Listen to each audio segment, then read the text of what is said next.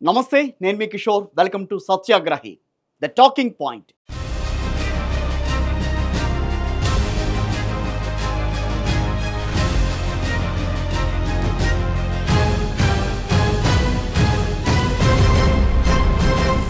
ఇవాల్టి మన talking point BRS రజతోత్సవం జరుపుకుంటున్న వేళ అసలు రజతోత్సవానికి ముందు జరిగిన పరిణామాలు ఏంటి, అంటే బీఆర్ఎస్ ప్రస్థానం ఏంటి, ప్రస్థానంలో ఎదుర్కొన్న ఒడిదుడుకులేంటి, కేసీఆర్ అంతా తానే నడిపిన ఈ బీఆర్ఎస్ పార్టీకి సంబంధించిన అన్ని అంశాలు టాకింగ్ పాయింట్లో మనం మాట్లాడుకోబోతున్నాం.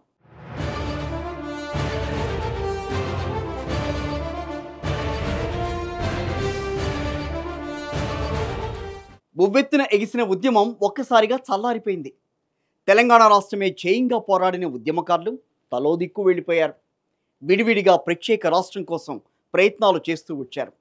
కానీ ఇక్కడే తెలంగాణ పదం పలకడమే కష్టమైపోయింది. ఆ టైంలో ఉమ్మడి రాష్ట్రంలో ఆంధ్రవారి పెత్తనం ముందు తగ్గి ఉండాల్సిన పరిస్థితి వచ్చింది. పేరైనా, పెత్తనమైనా, నిధులైనా, నిర్ణయాలైనా, నీళ్లైనా, నియామకాలైనా అన్నీ కూడా ఆంధ్ర నాయకుల ఆధీనంలోనే. ఇక తెలంగాణ రావడం అనేది అసాధ్యమేనా, తెలంగాణ బతుకులు ఆగమైపోవాల్సిందేనా అని అనుకుంటున్న తరుణంలోనే అప్పుడే వచ్చారు ఆయన. ఉద్యమానికి ఊపిరిలూదారు. ప్రజలకు ఒక పెద్ద దిక్కుగా నిలుస్తూ తానే బరిలోకి దిగారు. ఆయనే కల్వకుంట్ల చంద్రశేఖరరావు అలియాస్ కేసీఆర్.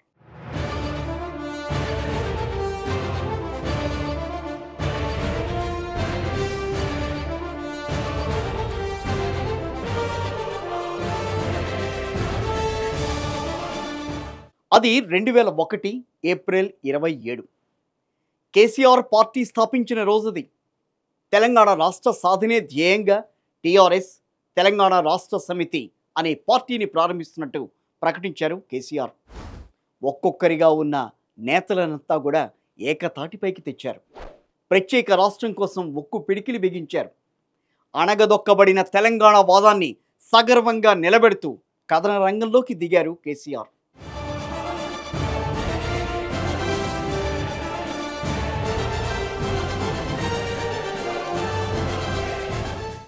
అలా ఒక్కడిగా మొదలైన ఉద్యమాన్ని ఉప్పెనెలా మార్చారు. కర్షకులను, కార్మికులను, ఉద్యోగులను, ఉన్నత స్థాయి నాయకులను, విద్యార్థులను, వివిధ వర్గాలను అలా అందరినీ తన మాటతో కదిలించారు. అసలు తెలంగాణ ఎందుకు కావాలి, తెలంగాణ వస్తే ఏం జరుగుతుందో తన మాటలతో వివరించారు కేసీఆర్. ఆంధ్ర నేతల పెత్తనాన్ని సవాల్ చేస్తూ ఆ ఉద్యమాన్ని తారాస్థాయికి చేర్చారు. అయితే ఇక్కడే ట్విస్ట్. ఒక్కడే కదా, బక్కపల్చనుడే కదా, ఏం చేస్తాడు, తొక్కేద్దాం అనుకున్నారు. ఆయనను అణిచివేయాలని, తెలంగాణ రాష్ట్ర సమితి అనే పార్టీని ఉనికిలో లేకుండా చేయాలని, అసలు తెలంగాణ పదమే మళ్ళీ వినిపించకుండా చేయాలని ఎన్నో కుట్రలు చేశారు. కానీ ఎంత తొక్కాలని చూస్తే అంత ఎత్తుకెగిశారు. సముద్రంలో అలల్లాగా ఒక అడుగు వెనక్కి వెళ్ళినా అంతకంటే ఫోర్స్గా తిరిగి వచ్చారు. ఒక్క రాజీనామా అస్త్రంతో ప్రత్యర్థుల ఎత్తులను ఒక్కసారిగా చిత్తు చేశారు కేసీఆర్. అసలు తెలంగాణ వాదమే లేదని సమైక్య పాలకులు ఉద్యమాన్ని అవహేళన చేస్తుండటంతో కేసీఆర్ ఆ టైంలో ఒక సంచలన నిర్ణయం తీసుకున్నారు. తన రాజకీయ జీవితాన్ని పణంగా పెట్టేసేసి పదవులను తృణప్రాయంగా వదిలేశారు. తెలంగాణ వాదం అసలు ఉందో లేదో ప్రజల్లోనే తేల్చుకుందాం అంటూ వారికి ఒక సవాల్ కూడా విసిరారు. చరిత్రలో ఎవ్వరూ కనీసం ఊహించడానికి కూడా సాహసం చేయనన్ని సార్లు ఆయన తన పదవులకు రాజీనామా చేస్తూ వచ్చారు. తెలంగాణ రాష్ట్రాన్ని సాధించడమే ఏకైక లక్ష్యం, ఎమ్మెల్యే పదవి అవసరం కాదు అని రాజీనామా చేసి ఎంపీగా ఢిల్లీకి వెళ్ళారు కేసీఆర్. నాటి యూపీఏ ప్రభుత్వంలో కేంద్ర మంత్రిగా ప్రత్యేక రాష్ట్ర ఆవశ్యకతను వివరిస్తూ వచ్చారు. యూపీఏ ప్రభుత్వ కామన్ మినిమం ప్రోగ్రాంలో కూడా తెలంగాణ రాష్ట్ర ఏర్పాటు అంశాన్ని చేర్పించేలా అప్పటి ప్రభుత్వంపై ఒత్తిడి తీసుకొచ్చారు కేసీఆర్.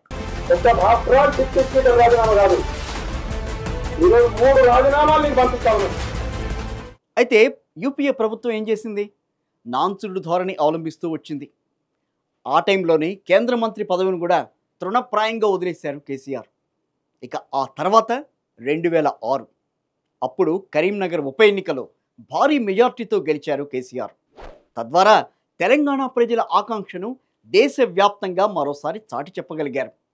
దీన్ని కూడా తక్కువ చేసి చూపించేందుకు నాటి సమైక్యవాదులంతా కొత్త కొత్త కుట్రలకు తెరలేపారు.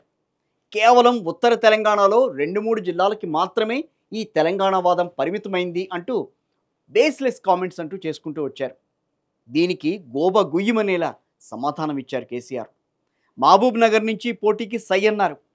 సమైక్య పాలకులు వారి ప్రలోభాలకు లోనైన స్థానిక నాయకులు చేస్తున్న వాదనలను తుత్తునీయులు చేసేందుకు ఇక 2009 ఎన్నికల్లో మహబూబ్ నగర్ ఎంపీగా పోటీ చేసి ఘన విజయాన్ని సాధించారు కేసీఆర్. ఇక్కడే అంటుంటారు, కుక్క కాటుకు చెప్పు దెబ్బలాగా వారి కుట్రలను తిప్పికొట్టారు బీఆర్ఎస్ అధినేత. ఇక్కడ తాను గెలవడమే కాకుండా పార్టీలతో సంబంధం లేకుండా ప్రతి ఒక్క నాయకుడు జై తెలంగాణ అనే పరిస్థితిని కూడా కల్పించారు అలా కేసీఆర్.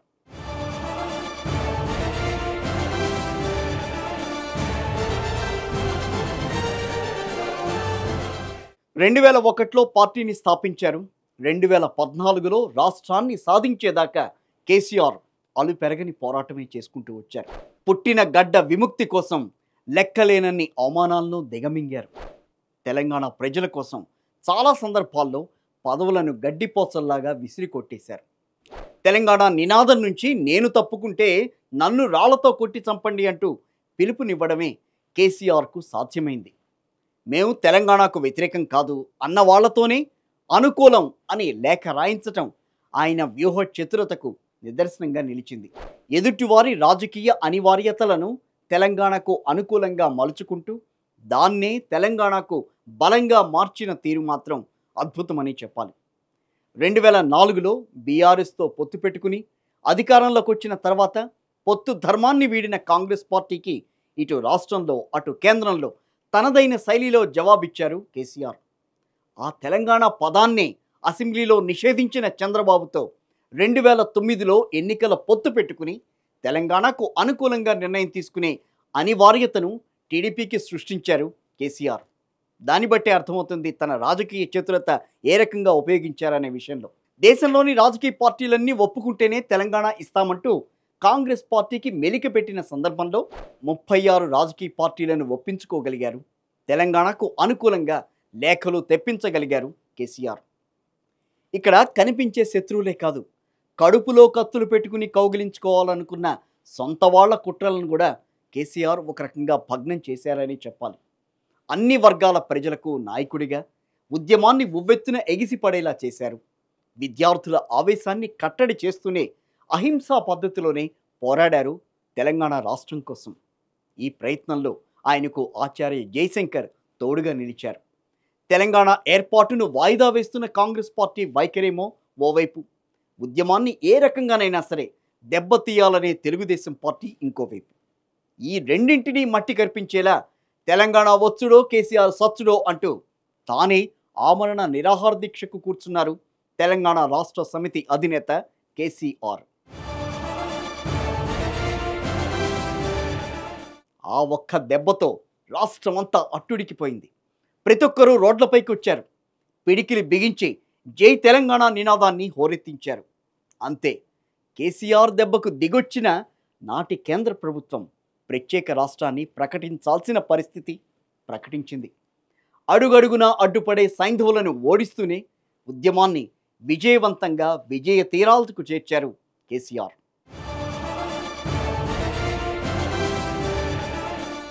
అలా అహర్నిశలు కృషి చేసి తెలంగాణ రాష్ట్రాన్ని సాధించిన తర్వాత ప్రత్యేక రాష్ట్రంలో ఫక్తు ఉద్యమ పార్టీ కాస్త ఫక్తు రాజకీయ పార్టీగా మారిపోయింది టీఆర్ఎస్. కొట్లాడి సాధించుకున్న రాష్ట్రంలో టీఆర్ఎస్ను అధికారంలోకి తీసుకురొచ్చారు సీఎం కేసీఆర్. అందరి కోరిక మేరకు తానే ముఖ్యమంత్రిగా బాధ్యతలు చేపట్టి ఒక్కో సమస్యను, చాలా సున్నితమైన సమస్యలను అన్నింటినీ కూడా పరిష్కరించుకుంటూ వెళ్ళారు. ప్రత్యేక రాష్ట్రం వస్తే తెలంగాణకు మిగిలేది చీకటే అన్న నోళ్లను ఒక్కసారిగా ముయించారు ఆయన. అభివృద్ధిలో రాష్ట్రాన్ని పరుగులు పెట్టించారు. అన్ని రాష్ట్రాల కంటే మిన్నగా తీర్చిదిద్దారు. అటు సంక్షేమంలోనూ రాష్ట్రాన్ని దేశానికే ఆదర్శంగా నిలిపారు కేసీఆర్. స్వరాష్ట్రంలో అన్ని వర్గాలకు సమన్యాయం చేయాలని తప్పించారు కేసీఆర్. ఫలితాలను అందరికీ సమానంగా పంచేందుకు అద్భుతమైన పథకాలు రూపొందించారు. రైతులకు కానీ, ఉద్యోగులకు కానీ కార్మికులకు, బడుగు బలహీన వర్గాలకు ఇలా ప్రతి ఒక్కరిని కూడా ఆదుకునేలాగా ప్రణాళికలు రూపొందించగలిగారు కేసీఆర్.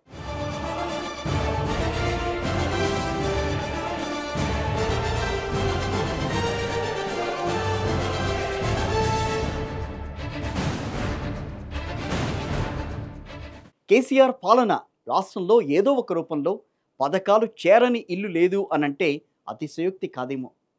ఎవరు కనీసం ఊహించలేని రైతు బంధు వంటి పథకంతో అన్నదాతకు ఆసరాగా నిలిచారు. సాగు సమయానికంటే ముందే వారి అకౌంట్లలో డబ్బులు వేసి పెట్టుబడి సాయాన్ని అందించారు.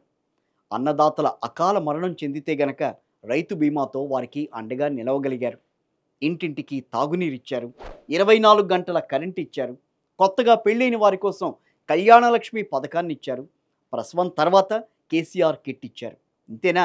మిషన్ కాకతీయ, మిషన్ భగీరథ, దళితులను ఉన్నత స్థాయిలో తీర్చిదిద్దేందుకు దళిత బంధు, ఇలా ఎన్నో పథకాలతో ప్రజా సంక్షేమాన్ని పరుగులు పెట్టించారు కేసీఆర్.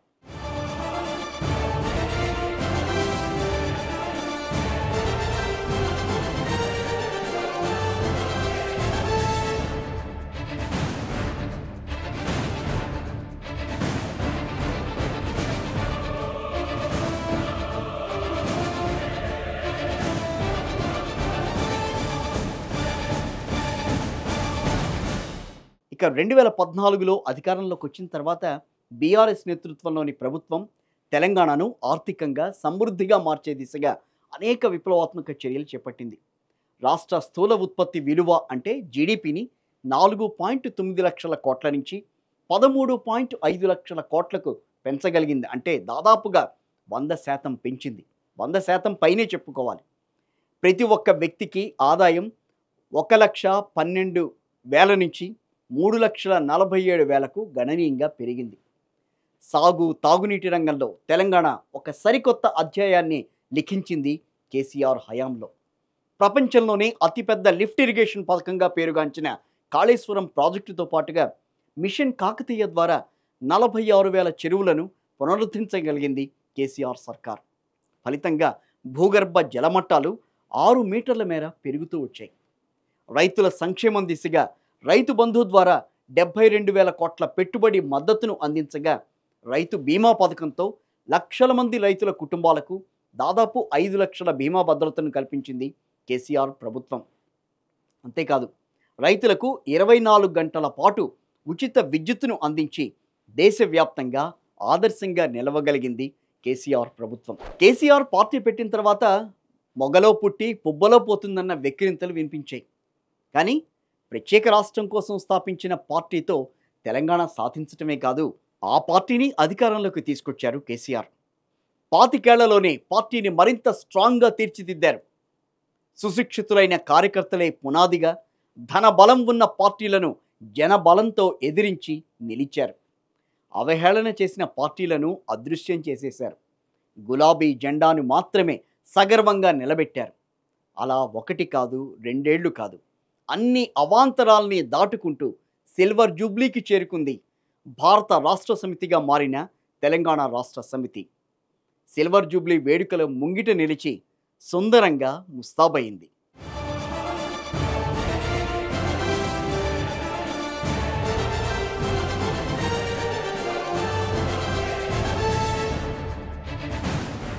ఆ సంబురాలను ఘనంగా చేసేందుకు గులాబీ పార్టీ సన్నద్ధమైంది. ఉభయ తెలుగు రాష్ట్రాల్లో రాజకీయ పరిశీలకులతో పాటుగా సామాన్యుల వరకు అందరి చూపు ప్రస్తుతం ఎలకతుర్తి సభపైనే ఉండడంతో రాష్ట్ర వ్యాప్తంగా రజతోత్సవ వేడుకలను ఘనంగా నిర్వహించేందుకు ఏర్పాట్లను ఇప్పటికే పూర్తి చేసింది కారు పార్టీ క్యాడర్ అంతా. ప్రతిష్టాత్మక సభలు, సమావేశాలు, కార్యకర్తల ఆత్మీయ సమ్మేళనాలు, సన్మానాలు, జ్ఞాపికలు, పార్టీ చరిత్రను ప్రతిబింబించే ప్రదర్శనలు, డాక్యుమెంటరీలు, సాంస్కృతిక కార్యక్రమాలు, వికాస పథకాలపై ప్రదర్శనలు, ఇలా తీరొక్క రీతిని కార్యక్రమాలు రూపొందించి ప్రజల్లోకి వెడుతోంది బీఆర్ఎస్. మార్పు కోరుకున్న జనం కేసీఆర్ మళ్లీ రావాలని కోరుతుండడంతో ఎల్కతుర్తి సభకు ఉత్సాహంగా ఏర్పాట్లు పూర్తి చేసింది బీఆర్ఎస్. మేడారం సమ్మక్క సారక్క జాతరను తలపించేలాగా జరుగుతున్న ఈ ఏర్పాట్లను చూస్తే అందరికీ ఆసక్తి. సభకొచ్చే వారి కోసం కూడా అన్ని ఏర్పాట్లను చేసింది బీఆర్ఎస్. 12 మంది వైద్యులని సిద్ధంగా ఉంచారు. 10 చోట్ల ప్రాథమిక చికిత్సకు అవసరమైన మందులను సిద్ధం చేశారు. 6 అంబులెన్స్లను రెడీగా ఉంచారు. లక్షలాది మంది హాజరయ్యే సభ ఇది. ఎందుకనంటే ఎక్కడైనా ఎవరికైనా అత్యవసర చికిత్స అందించేలాగా కూడా ఇక్కడ ఏర్పాట్లు చేశారు. ఎండాకాలం, సమ్మర్, నీళ్లు, మజ్జిగ ప్యాకెట్లను కూడా అందుబాటులో ఉంచారు. సభ కోసం 2,500 మంది వాలంటీర్లను పార్టీ ఇప్పటికే సన్నద్ధం చేసింది. వారి కోసం ప్రత్యేక టీషర్ట్లను కూడా రూపొందించింది బీఆర్ఎస్. వీరికి తాత్కాలికంగా శిక్షణా కార్యక్రమాలు కూడా ఇచ్చింది.